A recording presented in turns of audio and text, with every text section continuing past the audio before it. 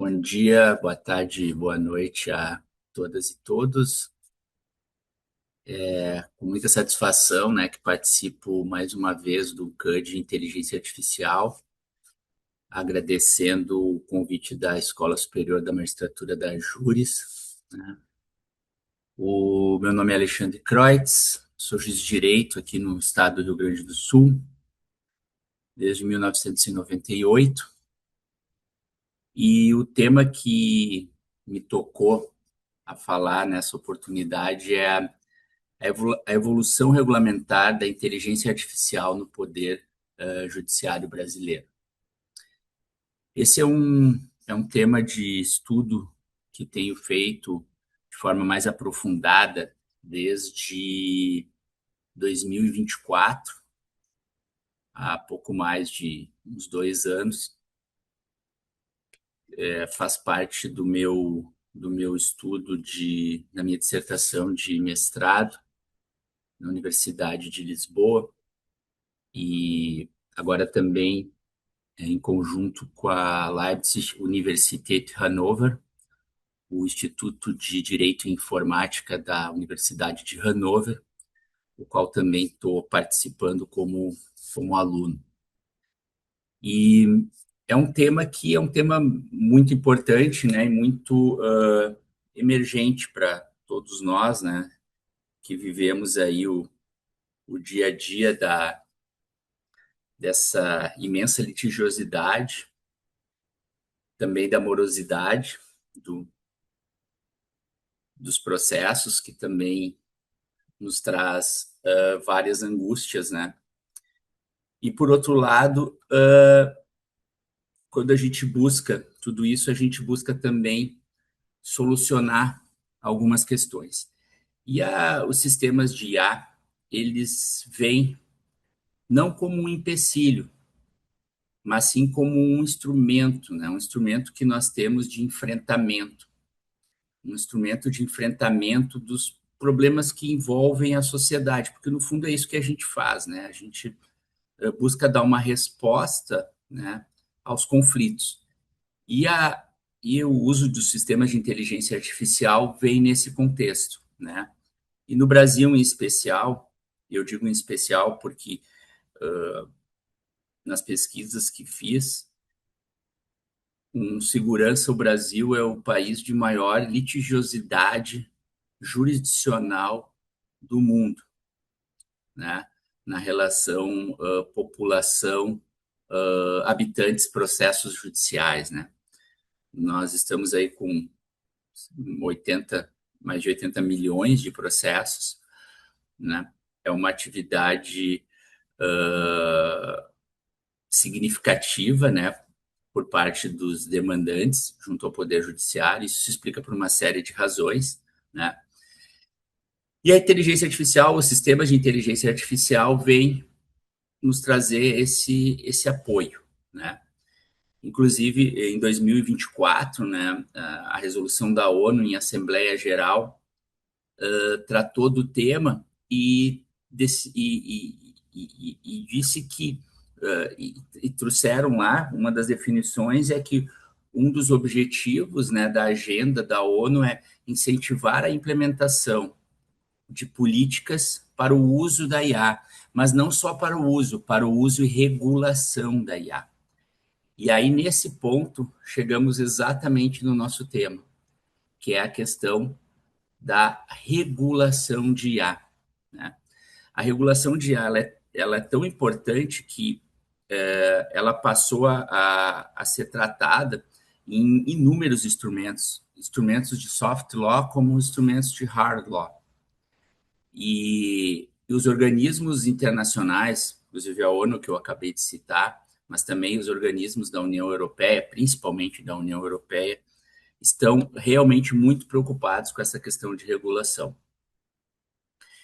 Ah, Antes de nós entrarmos, basicamente, primeiramente na questão da regulação brasileira, né, nessa evolução, eu queria trazer para vocês um panorama geral, um panorama mundial. Então, o que eu vou fazer? Eu vou fazer um panorama mundial de como está a questão da regulação. Aí eu vou trazer um pouco da regulação na Europa e vocês entenderão por que eu vou trazer na Europa, para passar depois mais especificamente para a regulação brasileira. E depois, ao final, eu vou trazer algumas umas ideias, algumas conclusões preliminares, né? Porque em termos de tecnologia da informação, tudo é muito preliminar, né? Tudo, porque as modificações são constantes, né? E aí eu também trago alguma ideia de como eu vejo, como a doutrina tem visto as formas de se regular, né? Então, partindo do mundo, assim, nós temos um panorama global, né? Nós temos três grandes players, né, no mundo. Nós temos os Estados Unidos, nós temos a China e nós temos a União Europeia, né? Esses são os grandes players da regulação mundial no que tange a questão dos sistemas de tecnologia da informação e dos sistemas de inteligência artificial, né? Então, nos Estados Unidos, nós temos uma ideia do que se chama self-regulation, ou market-driven, ou seja, o mercado é que vai decidir como vai ser feita essa regulação. A regulação é mais privada do que estatal. A função do Estado, então, nos Estados Unidos, é basicamente de cuidar para que o Estado, ele mesmo, não interfira na regulação frente aos sistemas de tecnologia da informação. Isso a gente viu bem claramente, já sempre foi assim, né? Sempre, né? Desde que nós passamos a trabalhar, desde o início da era da internet, e com o atual governo norte-americano, nós vimos que um dos primeiros atos do atual governo foi tirar, revogar o pouco de regulação que eles tinham, e pouco mesmo, né? Porque os Estados Unidos sempre teve pouca regulação em termos de tecnologia da informação, né? Então, as regras, elas são de livre mercado, né? E é assim que decide. Já na China, né? Na China é o oposto dos Estados Unidos. Na China nós temos o controle estatal, o state regulation, ou seja, ali, então, o Estado, ele é o responsável por controlar todo o sistema, tudo como funciona.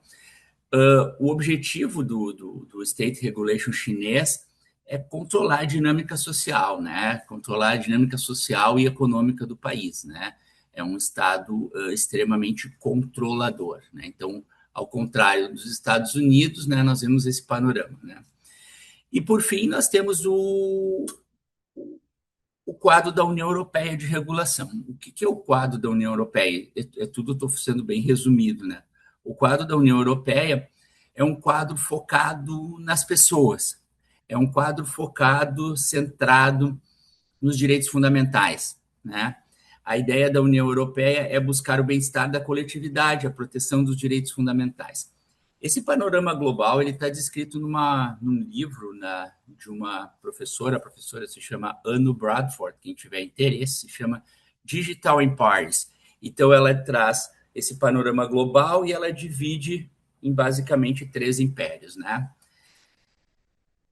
Partindo desse panorama global, a gente tem também alguns outros elementos, que são elementos que eu reputo importantes para a questão da regulação, né? Para a gente ver como a regulação no mundo veio, como é que ela está e como é que ela chegou ao Brasil, né? Nós tivemos na Colômbia, em 2024, a primeira decisão de uma corte constitucional em que é analisado um caso em que o julgador de primeiro grau utiliza o ChatGPT para julgar. Tá? Então, até hoje, pelo que eu tenho conhecimento, foi a única decisão de uma corte constitucional em que se chegou esse caso para ser.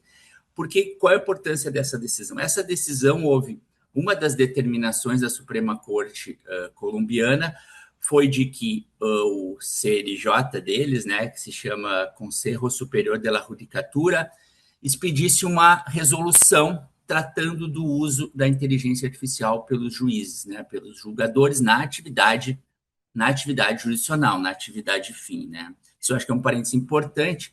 Tudo que eu estou tratando aqui de regulação, eu estou tratando exclusivamente da nossa atividade fim.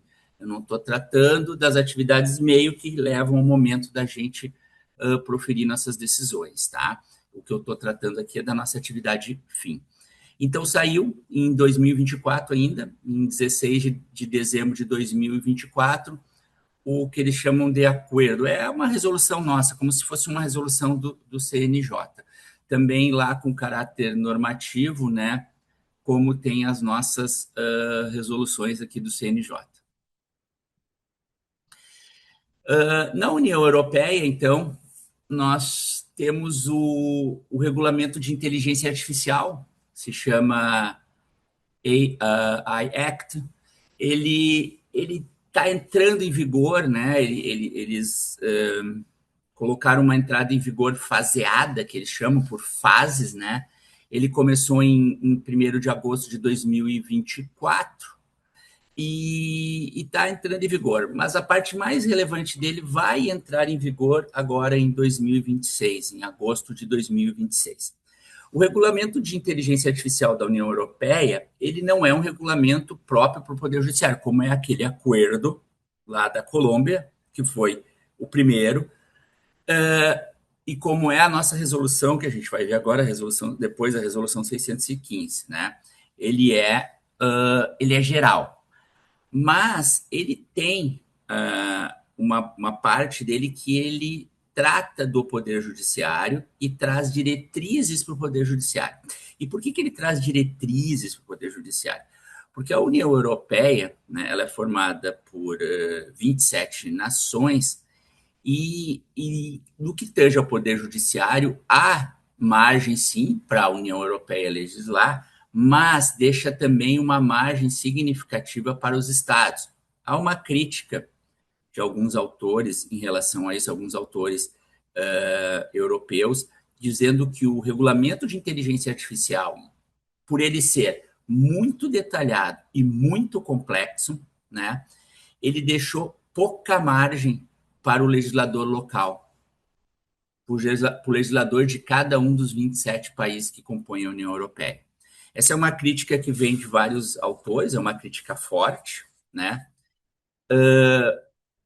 Porém, no que tange ao Poder Judiciário, porque, vamos de novo, né? O Regulamento de Inteligência Artificial da União Europeia ele é geral, ele não é do Poder Judiciário, para o Poder Judiciário, ele é geral. Então, a crítica é geral.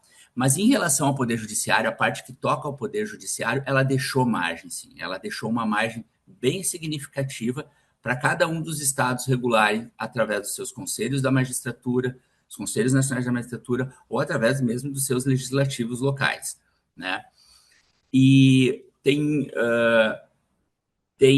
uma margem significativa. Claro que as diretrizes gerais estão tratadas, estão trazidas lá no Regulamento de Inteligência Artificial da União Europeia.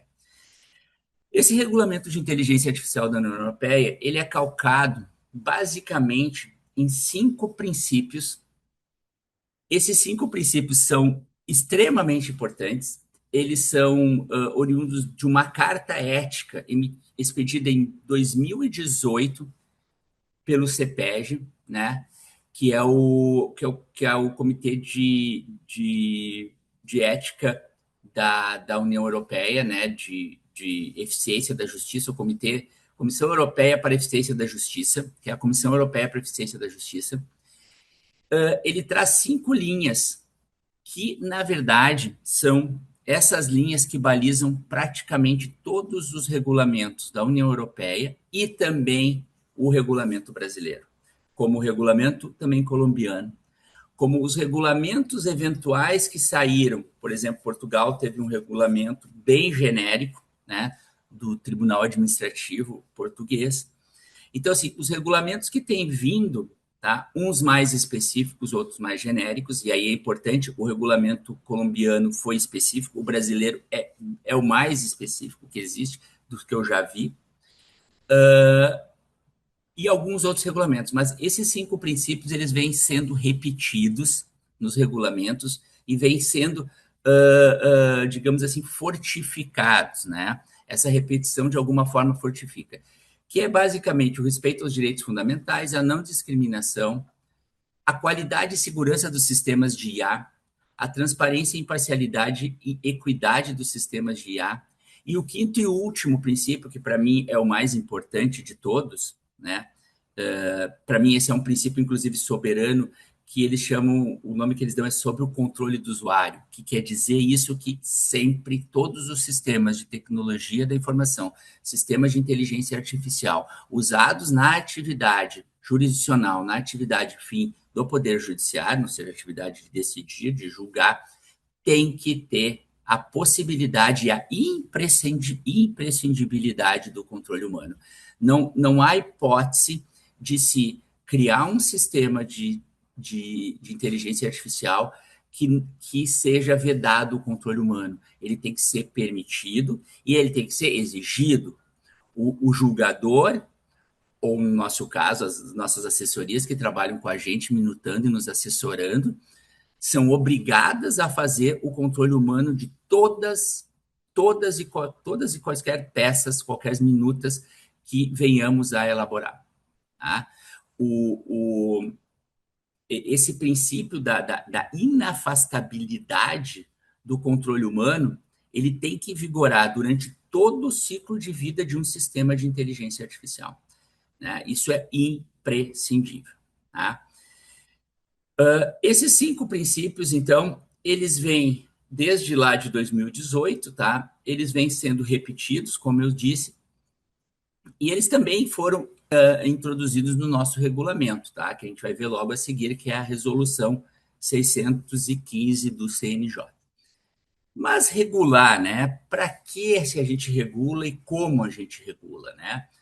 Então, o objetivo da regulação é trazer melhorias na prestação jurisdicional, né? O que é o nosso grande desafio, não é de hoje, tá, né? Esse nosso desafio, eu estou na magistratura, vai fazer 28 anos em novembro, e eu estou no judiciário um pouco mais, 4 anos a mais, 32 anos, 33 anos, né?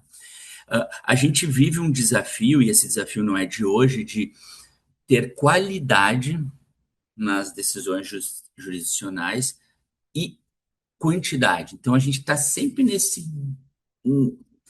É uma luta, né? A gente tem que produzir com qualidade e, ao mesmo tempo, a gente tem uma demanda gigantesca. Então, a gente tem sempre esse binômio qualidade e quantidade.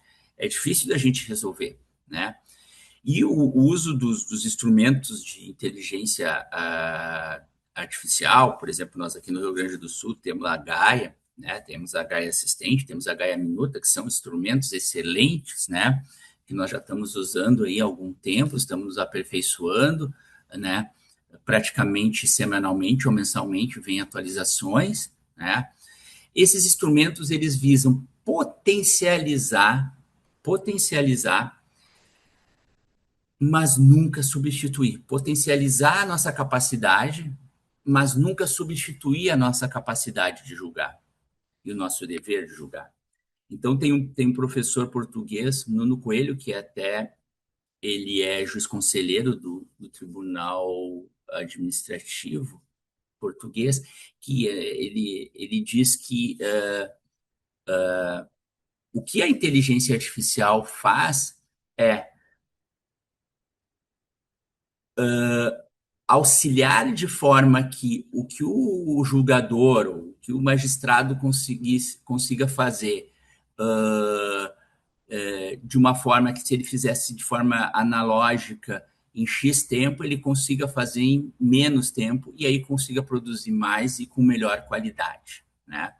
Quem utiliza a Gaia, a nossa ferramenta, se consegue utilizá-la de forma adequada, vê que realmente a gente consegue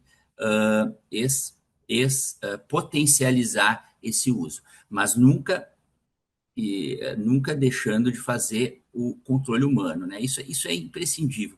Todas as diretrizes, os regramentos que existem, eles enfatizam muito a questão do controle humano, aqueles princípios do CEPEG, o acordo colombiano, a nossa resolução, a Carta Portuguesa, os instrumentos da ONU, da OCDE, todos eles trazem essa imprescindibilidade, né? Então, Isso tudo visa a gente preservar os direitos fundamentais que estão em jogo, né? Porque o próprio direito de acesso à justiça é um direito fundamental, né? Isso também está em jogo, né? O direito das partes envolvidas também está em jogo, né? Por isso, a Europa escolheu esse viés, né, de focar na pessoa, né, no ser humano como centro, e a partir disso a proteção dos direitos fundamentais das pessoas envolvidas. Né? Dentro desse cenário, assim, eu vislumbrei que nós temos, basicamente, em termos de regulação, também nós temos a não regulação, né, e uma regulação estrita, né, uma regulação conservadora. A par disso, surge uma ideia, e essa ideia para mim me parece bastante significativa, que é de uma regulação responsiva, né? Essa ideia foi desenvolvida já há décadas atrás por um professor, né, australiano, John Braithwaite. Ele traz, assim, em linhas gerais, outras pessoas também desenvolveram depois, e ele mesmo diz que a regulação responsiva é uma construção coletiva, né?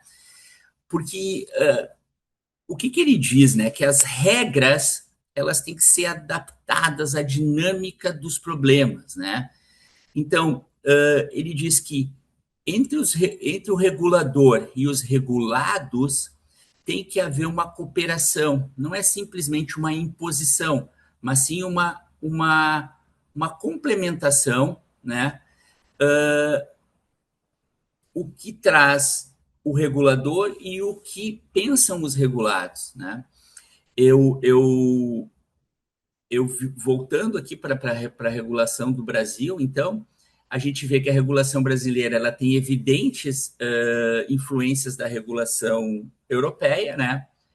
Ela também está com foco na observância dos direitos fundamentais. Nós temos uma diferença para a Europa que é significativa, que tanto o Brasil quanto a Europa optaram por regular, né? Diferente dos Estados Unidos, Brasil e Europa optaram por regular, e uma regulação focada nos direitos fundamentais. Mas a regulação brasileira ela é posterior, ela é posterior. Por que eu digo isso que ela é posterior? Porque o que aconteceu no Brasil? No Brasil aconteceu um movimento que os juízes começaram a utilizar os recursos de inteligência artificial, isso já há alguns anos, né? E só depois disso é que veio a regulação, né? Diferente da Europa. Na Europa, eles regulam primeiro para depois utilizar. Tanto que, atualmente, hoje ainda, o uso dos sistemas de inteligência artificial para atividade de julgar na Europa é praticamente inexistente. Se usa muito pouco, né? No Brasil, não. No Brasil se usa muito e já há alguns anos, né? Eu até... o que acontece no Brasil, então, é um movimento em que os juízes e servidores, né, iniciaram já há alguns anos, 2020, 21, 22, de pressão, um movimento que veio de baixo para cima, ou seja, juízes e servidores passaram a usar sistemas de inteligência artificial privados, né? E disso levou, de alguma forma, uma pressão para que o órgão de cúpula, no nosso caso o CNJ, tomasse alguma providência. Tá? E aí o que o CNJ fez? O CNJ tomou uma providência. Tá? No Brasil, eu voltando um slide aqui atrás, nós tivemos primeiro a resolução 332, tá? Importante que a resolução 332 ela não fala de inteligência artificial generativa, tá? Ela, na verdade, ela é bem geral, ela simplesmente faz basicamente uma cópia daqueles 5 princípios lá da Comissão Europeia para a Eficiência da Justiça que eu falei há pouquinho atrás. Então, ela basicamente faz isso, tá? Aí sim, depois nós chegamos à resolução 615 do CNJ, essa sim, né? Uma resolução específica, uma resolução trabalhada, uma resolução pensada, uma resolução com característica de regulação responsiva, né? As características dela de regulação responsiva vêm através de vários elementos. Por exemplo, a resolução essa, ela veio porque os regulados começaram a usar. Aí, quando os regulados começaram a usar, eles viram, opa, nós temos que tomar alguma providência de regulação.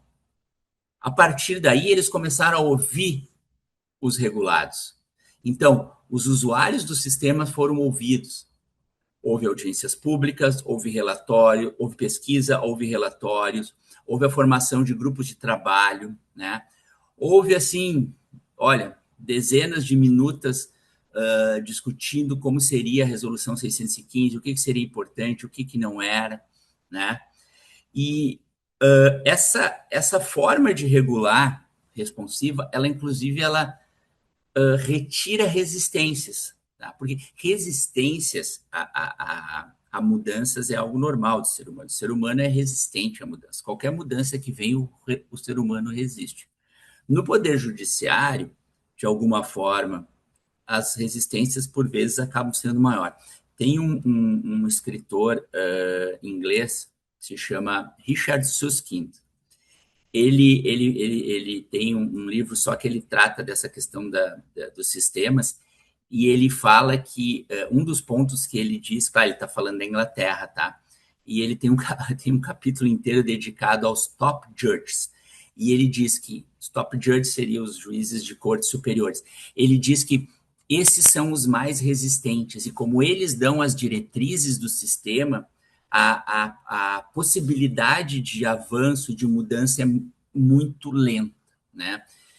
Eu até confesso que, em relação ao Poder Judiciário, principalmente na gestão passada do ministro Barroso, eu não vi isso, eu vi pelo contrário. Inclusive, ele tem um livro que ele escreveu, uma boa parte sobre inteligência artificial, e que ele trata justamente o contrário. Ele é um cara progressista, ele foi as ideias do ministro Barroso foram muito progressistas nessa área, né? Então eu vejo assim que talvez não se encaixe bem, pelo menos naquele momento histórico que a gente viveu, né? Sob a presidência do ministro Barroso, né? Não sei como é que vai ser a partir de agora, né?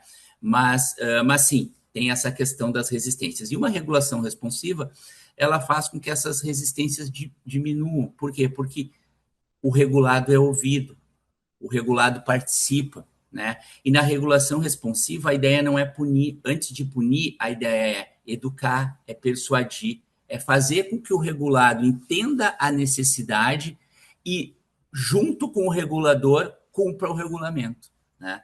Essa é a ideia. Tanto no regulamento da União Europeia, como no colombiano, como no brasileiro, a atividade jurisdicional, a nossa atividade fim, ela é classificada como de alto risco. Eles classificaram, tanto na União Europeia como no Brasil, eles classificaram por riscos. Quanto maior o risco, mais instrumentos de controle existem, né? Esses instrumentos de controle são, quanto menor o risco, menos instrumentos de controle. Não é que não tem, mas quanto maior o risco. A nossa atividade é de alto risco. Então, ela tem muitos instrumentos de controles previstos na nossa resolução 615. Aqui eu falo de novo um pouco sobre a regulação responsiva, acho que eu já falei tudo, né? Ali, falei da autonomia dos tribunais locais, isso é uma previsão da nossa Constituição. Outra questão interessante para vocês, quem quiser se aprofundar mais, tem uma plataforma chamada plataforma Sinapses do CNJ, né? Em que ali são colocadas as práticas, as ideias de todos, né? É uma ideia bem colaborativa, né? Na própria resolução também tem questão de premiações e práticas coletivas. E uma questão bastante importante, essa última aqui, que pode até passar um pouco sem ser notada, mas ela tem uma relevância, no meu ponto de vista, bastante grande, que é a não obrigatoriedade de colocar na decisão judicial que o julgador utilizou a IA. Como eu disse para vocês, essa resolução 615, ela teve várias minutas. Em algumas minutas dela, ela constava que o julgador teria que, toda vez que usasse a IA, teria que avisar. Porém, se viu que isso era algo que iria afastar os regulados do cumprimento da resolução. Então, numa medida de contemplar também os regulados, no caso nós, julgadores, né, e as nossas assessorias que minutam também as decisões para nós, é uma forma de também contemplar isso e de preservar. Então, isso foi uma medida que também a utilização dessa possibilidade da não obrigatoriedade faz com que os regulados também se unam ao regulador, né? E isso tudo ajuda, né, com certeza, a vencer resistências, né? Então, assim, a forma de vencer, a regulação responsiva, ela é muito interessante porque ela tem uma inclinação muito forte a tentar buscar uma construção coletiva, né? Isso ajuda muito, né? Em contrapartida de uma regulação não responsiva, uma regulação simplesmente conservadora, né? Onde tu, de baixo para cima, impõe, não conversa com ninguém e acabou. Então, assim, já partindo para o nosso final, né? A ideia era dar um panorama para vocês, então, de como vem evoluindo, né? Como vem se comportando a regulação dos sistemas de inteligência artificial no Poder Judiciário, né? Especificamente em relação à atividade de julgar. Eu cheguei a uma conclusão que regular é necessário, né? Regular seria imprescindível, né? Não vejo como a gente fugir do que os europeus se colocaram, né? Claro que nós temos uma característica diferente da deles, né? Que nós temos um alto nível de litigiosidade e uma morosidade na prestação jurisdicional. Eles têm um baixo nível de litigiosidade comparado a nós, mas eles também têm uma morosidade na prestação jurisdicional, né? Eu fiz uma pesquisa, eu comparei basicamente com Portugal, mas em Portugal a média de duração de um processo era 20 meses, enquanto que no Brasil era 30.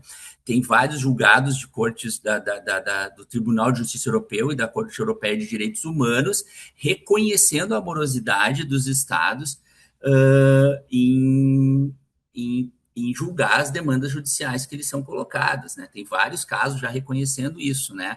E isso é um direito fundamental também, né? O princípio da razoável duração do processo.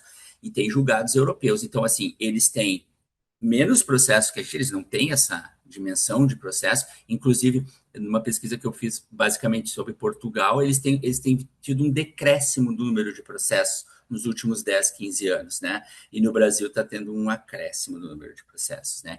Então, são realidades diferentes, né? Mas a morosidade existe aqui no Brasil e existe na Europa também, né? Isso não é uma característica só nossa, né? Então, apesar disso, né, nós temos um volume de processos gigante, né? E a regulação é necessária, né? E como os sistemas de IA e o uso das tecnologias, das novas tecnologias, é algo que veio para ficar, né? A chamada quarta revolução, ela está aí, não tem como lutar contra, nós temos que, inclusive, utilizar ela, né? Então, a adaptação regulamentar, ela sendo necessária, ela vai também promover a literacia digital, né? O letramento digital, vai auxiliar também nas práticas que já são incorporadas, né? Ou seja, julgadores já estavam usando a inteligência artificial, aí veio o CNJ para regular essas práticas, né? Trazer ela para dentro de limites, né? Limites de preservação de governança, de segurança, né?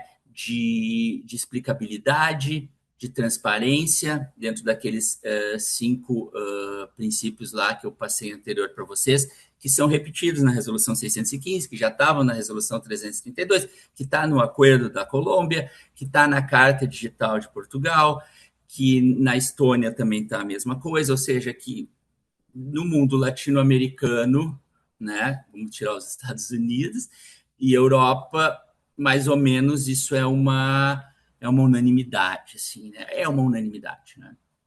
E isso também, como eu falei para vocês, vai trazer também uma confiabilidade maior no sistema, porque nós precisamos de confiabilidade, né, para nos legitimarmos perante o jurisdicionado também, né?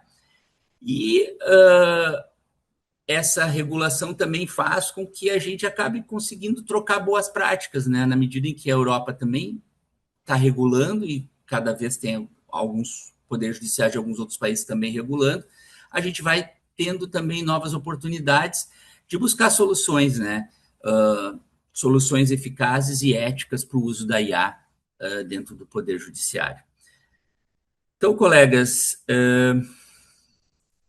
basicamente tentando ser cumpridor do tempo que a diretora da escola me pediu, e o assunto é realmente muito gratificante. Eu queria muito agradecer a, a todas e todos e me coloco, né, à disposição se algum dos colegas quiser trocar alguma ideia.